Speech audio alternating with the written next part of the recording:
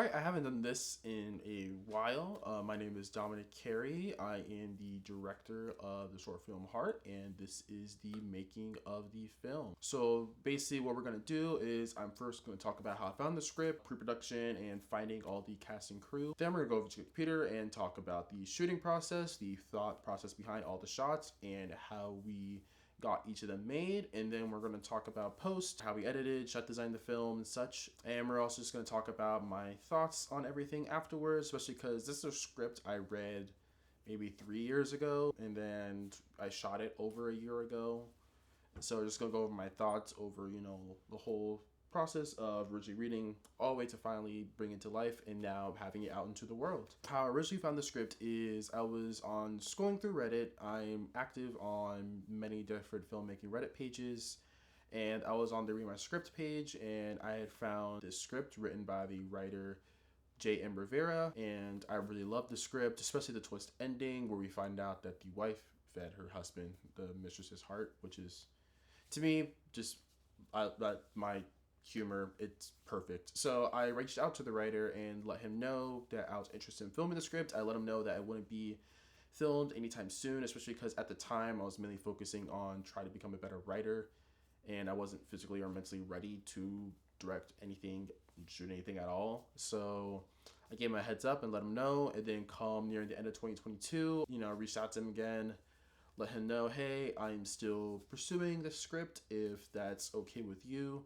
He gave me his permission, and that's how I found the script and got in contact with the writer. So come January, after I finished From a Distance, I started looking into making this film. I had storyboarded a bunch of different times over the years since I first read it, and I could definitely see comparing all the different storyboards, not only how my drawing process has changed, but also how I construct my shots has changed over the years, which the thought process has always been centered around character. I don't construct shots for just beautiful compositions. I prefer focusing mainly on characters and motivations and making sure the shots are true to how the characters feel in the moment. I believe that's a lot more important than constructing shots that just look gorgeous, but that's just me. So I redid my storyboards for it. I was trying to learn storyboarder at the time so that I could have something that looks a bit more professional when I went out to find a DP. Around the time when I was finally starting to find a DP, which is where I found for the short, which is Tyler Cow. I was away from my apartment and a lot of was going on. So when I ended up sending him storyboards, I couldn't send them in the most neatest and most professional way possible. I just redrew them, and then I had to take crappy pictures and send it to him. I was trying to cut it together into basically a film version of it, basically already edited and such, just for him to see, but I couldn't do it at the time, which kind of sucks. But luckily, because he is great, he was able to interpret all the shots, understand exactly what I was going for the shorts, and I let him know that I'm okay if we don't shoot exactly how I planned it. I wanted his input and his expertise to elevate everything and make it a lot better, and he definitely did that. He was a champ. And when it came to finding the actors, the first actor I found was the husband, which was played by Matthew Ellsworth. He was really great. Everything I saw from his previous work really intrigued me. I really wanted him for the role. And he ended up recommending someone he wanted to play opposite him as the wife, who was Ruth Reynolds. And she was also really great. I went through her work also and really loved what I saw.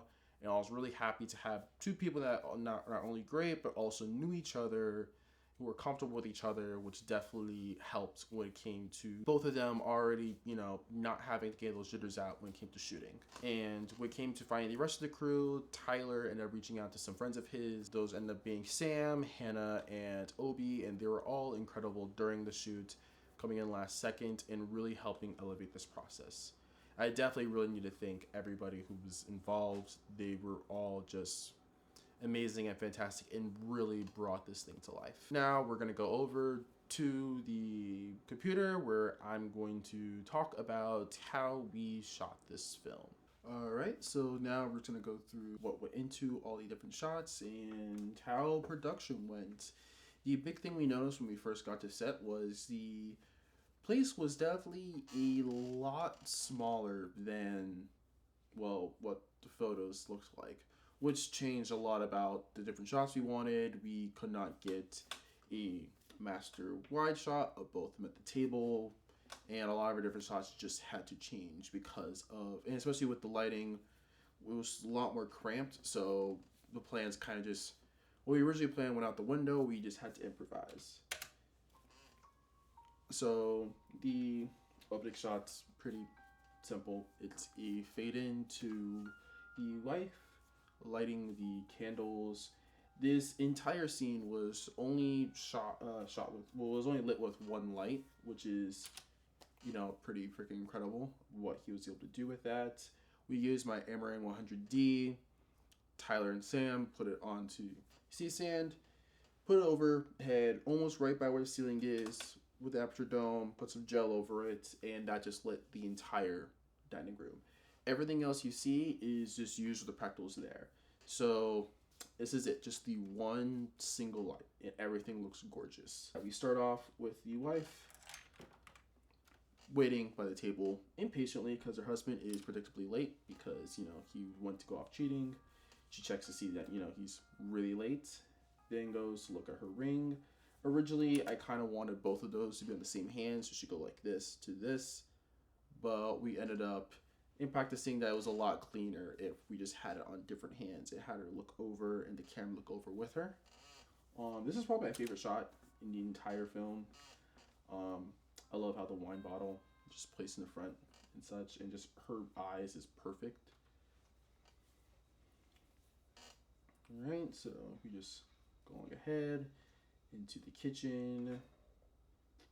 Again, this is literally just only, let me do a more flattering flame, only lit by that one overhead counter light that was there. Nothing else was added. We didn't throw any MCs or anything. It was just that. This whole entire area was a lot smaller, so this changed almost entirely. That whole shot of the wide of seeing her come to the camera and the camera moving along was just something that Tyler thought of on the spot, because with the lenses we had, we only had, I think the longest lens we had was maybe a 35 or a 50. We didn't have any long lenses. And the widest lens we had also was 18, so we couldn't get wider either in some moments where we need to be wider. So just working with those limitations between 18 and 35, which is why we mainly used my Sigma for this. But I think in one or two shots we did end up using some vintage lenses that Sam brought in. And honestly, I really love this. I think we only did 2 takes for this. Yeah. And then, of course, Tyler really wanted that plop, which looks really great.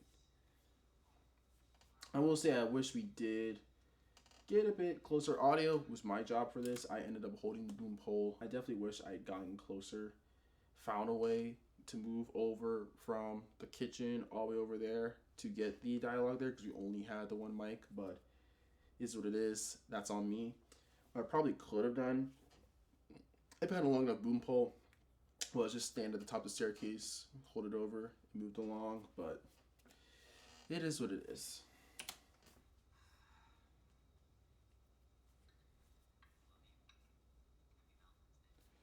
This whole area was actually bare. Like, there was nothing in the background originally when we came in there. Our head of art and Tyler thought it looked a lot better if we just added some stuff in here just to make the place look more full. So they came in, moved everything over here, which was really great. The candles are also something we brought in. Those weren't there originally. Actually, originally when I first storyboarded this was, I was thinking originally just to light this only by candlelight, but I knew that would be impractical, and we wouldn't get enough get enough information for the lens. So I kind of let Tyler know beforehand. I was like, hey, I kind of want this to that's the original vibe I wanted. Do you know if there's something we can get? So then he saw what he thought maybe would work. We just traded shots. And then we ended up finding a good in the middle, which is what we ended up on. But the funny thing was, near the end of the shoot, honestly, I think it's when right when, let me go back. Right in this scene, well, we were right before we were about to shoot. It was just him waiting at the table. We had to turn the light off for a second. It was just only lit by the candlelight, and it looked perfect. absolutely perfect. We were really pissed that we didn't at least try it. But then again, the rest of these shots probably would have been a lot harder. Just only lighting by candlelight, we definitely would have like it would definitely look a lot more interesting in a sense or different if we had only done candlelight. Um, but we definitely wanted to have as much wiggle room in the grade to color grade it the way it ended up looking and such. So I am still happy with what we got, but I do think it was a really funny moment on set when we just looked at it after the light was off and we saw the camera like, oh, damn, that works. Yeah. So this shot, um, coming up in a second. Sorry, I had to rewind to go back to this. Where so this shot right here was something else that we had to change the spot. I kind of want something a little closer. I like the idea of having him right along the wall, even though it did give less like depth to his image initially. I kind of wanted that to make him feel like he's backed in the corner and such, especially because he is on the defensive side of the argument. She's the one who is trying to get the truth out of him. I wanted him to look small and back to the corner and kind of weak. So instead, he said, "Hey, give me a sec. Let me think of something." And I tell me I'm going with this image. This whole shot made everybody stop, walk up to the Martin and look at it because we just like it. I don't know why. I think Obi said it reminded them of Midsummer, and I kind of get that. And yeah, it just looks all the negative space and everything, and the added depth of having everything on the table to me just looks really, really great and amazing. I do wish a little line along the back wasn't there. That was also something that kind of disappointed me when I got there because I wasn't there in the photos, but it is what it is. This shot, initially, I kind of wanted to be a little bit lower from the table, something a little more extreme, but this still kind of looks up at her and gives her her position of power. It's just, looks a lot more tasteful than what I initially wanted. So yeah, just having that contrast looking up to her a lot closer, then making him look further away and looking small, weak, back in the corner. It's kind of what I wanted the contrast to be, cutting in between these two shots, how to juxtaposition the power between them. Especially because she's the one who already knows that he cheated. She's already taken out the husband and everything.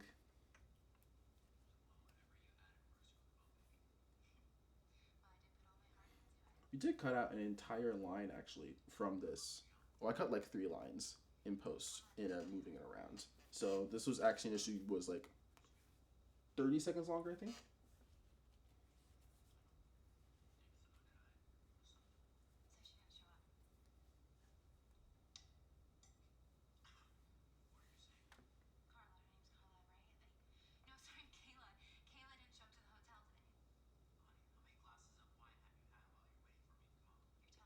So instead of this, I knew I wanted a closer shot once we got to this point in the argument.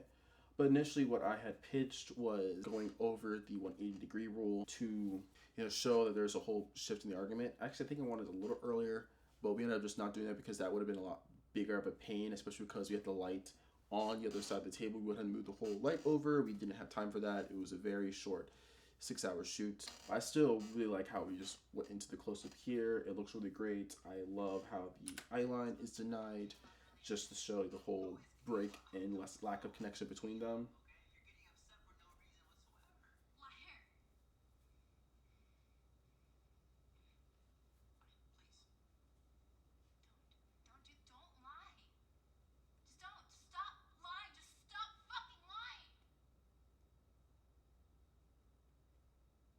I love those two. They're both so great.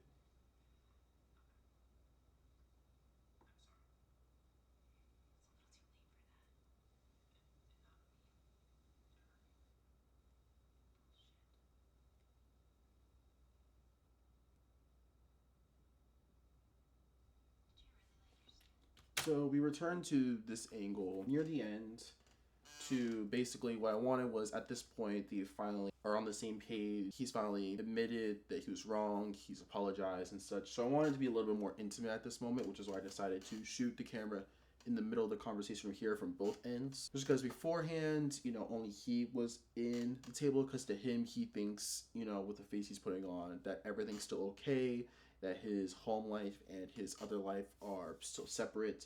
Whereas with her, all the shots on her were outside of the table to show that she was, there was something off, and then she knew exactly, something that he didn't know, and that she wasn't fully there. And now that they're finally, you know, you know, almost everything's out in the open, we finally get to return to where it's a bit more intimate, looking at them both from inside the table. And I still wanted him to be more further away and a lot more still back in the corner, just like before, because there's still some stuff he doesn't know. He's still on the defensive side throughout the entirety of this, whereas she is still in control of all the power, which is why she dominates the frame.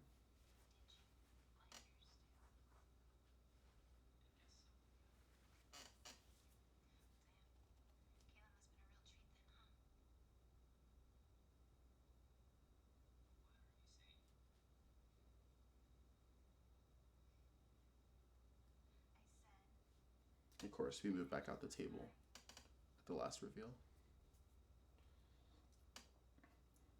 We actually initially were gonna have her in the script. It has her drop the glass and slam the glass on the ground, shattering it. We just ran out of time. I had extra glasses ready for that, but I still think it works without it, honestly.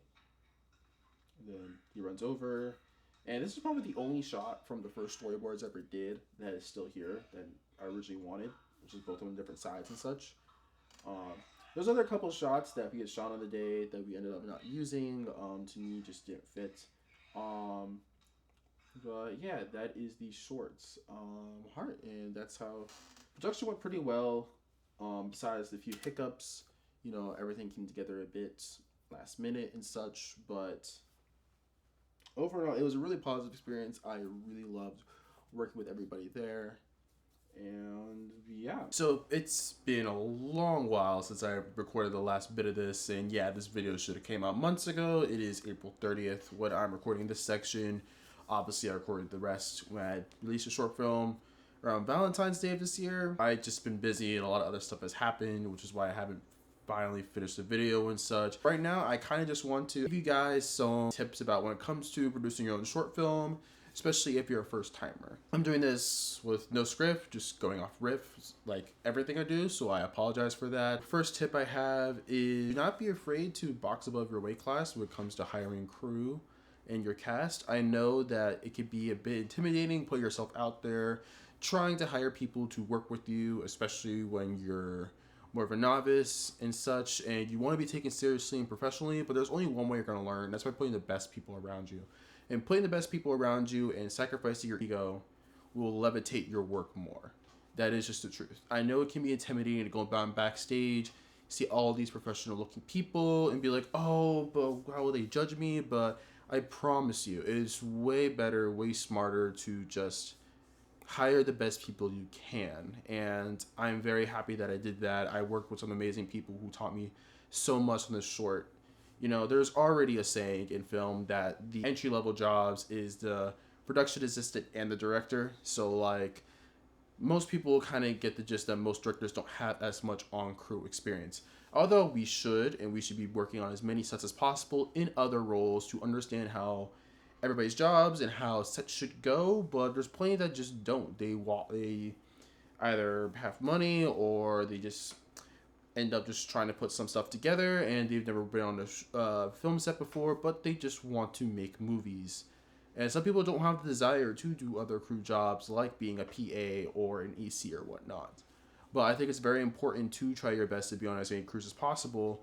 And it's fine. Just like be honest with people when you meet them. Be honest about your experience. Be honest about what you know, what you don't know. It's fine to ask questions. And that might put some of the crew at some unease because you're supposed to be the captain of the ship. But if you're honest up front beforehand, before you get to set, you guys will plan accordingly and such so that everything goes as smoothly as possible. And I definitely cannot recommend that enough. My next tip I have for you is also just being willing to engage in the resources of the cast and crew that you hire. Sometimes it might be a little intimidating to have them bring their own people along. It might make you feel a little bit smaller in this circuit, but it's more important for your cast and crew to be comfortable around each other. And that was one of the best parts about the short. What made it go so smoothly was the fact that our two actors knew each other previously and were already comfortable with each other. And then the crew had known each other before, and Tyler brought them on. So they all knew how to work with each other. There wasn't as much ice breaking for everybody. and that made everything go more smoothly. Back to the first point, everybody there wants to make something great. Everybody there wants to make something good. Everybody wants to make something they can put on their reels and their resumes. So they're going to want to make the best film possible. Even if you are a little bit afraid, you should still be honest with them and still hire some great people, even if it's a little intimidating, because they're going to try to put their best foot forward too. And that'll be better for the short, and that'll be better for you. The next thing I have is definitely have a lot of extra money when it comes to funding the film and such. I kind of went really low when we filmed this. Like, I was dumb. I forgot to, for example, of some mistake I made on the way down there. I really 10 minutes away from the location that I forgot to bring extra batteries for our sound recorder, which Phantom Power eats through like crazy.